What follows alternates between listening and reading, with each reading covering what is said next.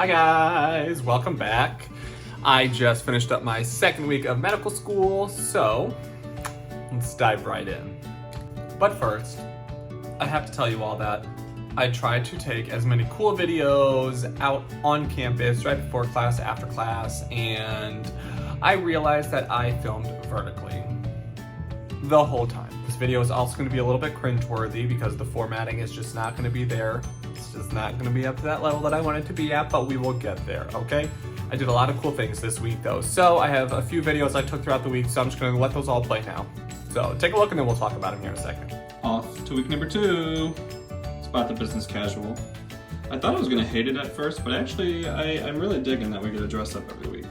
So it's been a great Tuesday so far. Just got done with the clinical skills lab.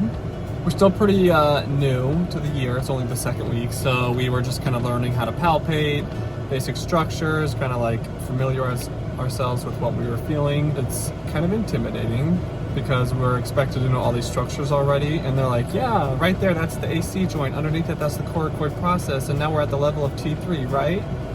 And a bunch of us were like, yeah, I know exactly what you're talking about. I got it. I know, So clearly I'm learning early on. It's one thing to know a fact or a picture from a book, but it's a completely different thing to go and then feel it on the body and recognize what you're feeling and be able to say, this is a ligament, tendon, bone. No. Very hard. Practice makes perfect. It's only week 2, so I'm good. Also, it's a nice, breezy 99 degrees, you know, spring weather. Now it is 2 o'clock, so what I'm gonna do is go home. I'm actually gonna take a power nap because I'm tired. And then I'm going to study for an hour and a half, then eat dinner, and then I'm gonna study for another 4. With little breaks in between. You know how it goes. Life of a med student. Gotta love it. So I think this would be really fun to show you guys what my desk looks like right now on the second week of med school, because it's very organized and clean and there's not a lot of stuff going on. So without further ado. Alright, so let's go left to right here. So I got my nice lamp, laptop, iPad. Up here, I got a nice little cork board, got the essentials over here, and then I got my third monitor. I got things organized over here. Also, I have a drawer, which is kind of just got junk in it already. And I have a shelf underneath here. So, I anticipate in about a month that back shelf will be completely full. I will be fully utilizing all 3 things. Right now I'm literally doing 3 different things at once. Probably not smart, but I can afford to get away with it this early. And then I'll probably be full. And I'll probably have stuff written all over these walls, things taped up. I've already prepared Kevin for that. Update, my desk is a mess right now. Hallelujah, it is Friday and I survived another week. Except I still have 1 more day and I have to be a team leader of this big group session, so wish me luck. All right, so let's unpack some of this a little bit. On Tuesday, I had my first clinical skills lab, so we got to palpate each other.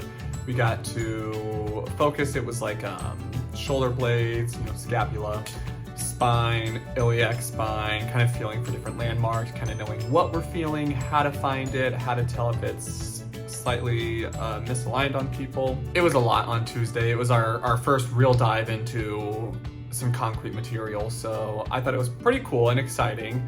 At the same time, there's a lot that we're expected to know. It's a 4-hour-long lab, so basically, we're doing stuff the whole 4 hours. I was a little nervous after it initially. I was like, wow, that's a lot of material, and we're expected to know it prior to coming in. Some of the preceptors in there were quizzing us and putting us on the spot and really testing us to see if we prepared like we were supposed to. I was good. Some of my classmates were not though, which, hey, it's med school. If there's ever time to make a mistake, it's right now. After that, I went to the library that day and we actually have bone boxes. It's just literally what it sounds like, a box full of bones. It's like they take a whole skeleton apart and throw it in a box. And I went through all the different vertebrae. I was just kind of feeling it, looking at everything, going through it slowly, and now I feel 100% better. I practiced on some friends. I feel much more confident with it. Next week is kind of all stuff of the back, muscles and whatnot, and then unit 2, actually right after this unit, we jump right into musculoskeletal. I'm not too thrilled about musculoskeletal. I worked in orthopedics for more or less a year, kind of overlapping with some other specialties and whatnot, but I don't know. I just couldn't really get into it. Maybe it was just not my time. So I have this idea that I'm going to pretend to want to be a specialist of whatever I'm learning.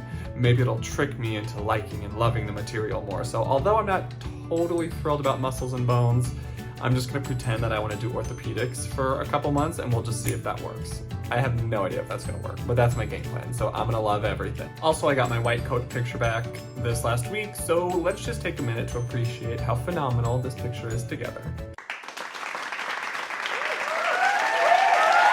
The cadaver lab. So, this is gonna be my first real moment with you guys. I was very nervous. I have worked in the emergency room. I've seen people pass away in front of me while on the job before. Okay, for those of you who don't know, cadaver is a body donated to science after somebody passed away for us to dissect and really go through every organ system and look at the entire anatomy, head to toe, every single body structure, every single system. Walking into the lab, it's 60 degrees, freezing, so if somebody's walking in anxious, they're gonna be shaking. So we go in there, and this week it was not even anything to do with the cadavers, which I didn't know. I thought we were about to look at them and everything, so we were just looking at like, what is an x-ray, CT, this and that. It was just a lot of like slideshows in the cadaver lab, but that doesn't mean that second years weren't in there dissecting, having organs out, doing all sorts of things. So they were out and about, you know, I saw a bunch of them, and I personally cannot just stand still. You know, we're in there for hours and we're standing still at 60 degrees. I'm sitting there like, anybody else, you know, anybody else's heart beating fast? Anybody else like locking their legs? Is anybody else bouncing around to feel comfortable? I was like so nervous for some reason. The humbling thing about everything was just talking to a few of my classmates. So many of us were nervous just to be around cadavers and in there, and there's nowhere to sit, and the smell of, you know, it's technically formalin, I think they say, but formaldehyde, and it just smells so intense. And my professors told me that that chemical actually can make you hungry. So on top of all of this, of being nervous, anxious, I'm starving. I am like ravenous. I'm about ready to eat anything in front of me, which is disgusting in a cadaver lab, let me tell you. It's something you don't want to experience. As I'm talking to my classmates and whatnot, I find out they're all nervous and anxious, and we're all kind of just like, you know, bouncing around, trying to stay loose, talking, chit-chatting, laughing, and then it got a lot better. So much of our curriculum revolves around this cadaver lab, and we have exams that are just a whole day dedicated to looking at anatomical structures, pinned and tagged, and open this and find this, and so anyways, so it'll get better. But I did want to share that with you guys. I was so freaking nervous. I thought I was gonna pass out before I walked in there. And then I told myself I will not be this guy. I am not gonna be the one guy in the class to get nervous, freak out. So I held it together. I'll always hold it together. Nobody will ever know what I'm feeling. Is that a good thing? I'm not really sure. And as much as it made me nervous, one of our professors did a really, really amazing job at preparing us. A privilege to be able to even do this, and the sacrifice. I'm not going to go into the details, but it was a long, lengthy spiel just that really helped us appreciate what we're actually doing in that lab. And that was something I tried to just remind myself in the moment, and it started to help too. But not every med school can do this. I've had a lot of like other friends in med schools and other friends in other schools tell me how fortunate I am to even have the ability to work on a cadaver. That's something I will consistently remind myself of and be forever grateful for, because it's just going to help me become that much better of a physician. Okay, so now let's talk about the workload this week. They told us that it was going to get to a point where you really need to learn how to skim, gauge out all the materials you're expected to know, and prioritize, and come with questions, and come to the review sessions that they have. And they assign probably anywhere from 3 to 5 hours worth of reading every night. And they give us this stuff 2 weeks beforehand so we can plan ahead, but still 3 to 5 hours of reading each night, sometimes more depending on what it is. And then all of these other concepts, we cannot do it all. So you can't do the 5 hours of reading a night, then go through and break down and really try to commit all of that to memory every single night, and then go to class. Like, it was very reassuring to talk to a lot of the second years. They gave me some tips, tricks, how to navigate the curriculum, how to really tackle it without burning myself out. I would say still the big challenge is a lot of them use a lot of these resources I talked about last week. Amboss, Boards and Beyond, Pathoma, UWorld, Anki, all of these different things, and other med students out there or other students have probably heard you need to find what works for you. And I'm gonna be honest, that's a frustrating response. It's absolutely necessary to say it's true, but how the hell can I figure out what's good for me right now? Especially when I'm just now getting exposed to the curriculum. So it's tough. Keep my head held up high. I'll get through it. I know I will. And when we go to lecture, it's always so much easier than I thought. I'm like, all right, that was not that bad. This is what they told us the big takeaways were. And what's really nice about our curriculum is basically everything that comes up in all 4 classes reinforces each other. So it's kind of like you kind of have like 4 passes at the same material, if you will, 4 passes. You kind of get re-exposed to it 4 separate ways from a different point of view. All right, so that's basically it. I still am in a good spot. I had a massage yesterday. I zenned out. I'm great. So I'm good. Week 2 was a success.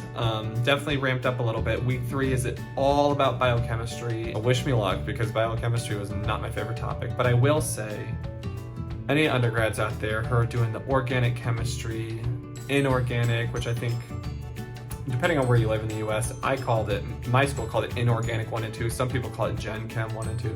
I don't know, whatever. All your chemistries. I think biochemistry was by far the most interesting, but that was the one I had to take last in college. So just stick with it. Organic chemistry sucks. If you like it, I'm sorry, but it is necessary. Okay, so here's to week number 3. Things are gonna ramp up. I'm excited. I'm ready to tackle it. Even if I'm not good, I'm gonna smile. I'm gonna get better at doing these vlogs, so bear with me here. And yeah, all right, I'll see you guys next week.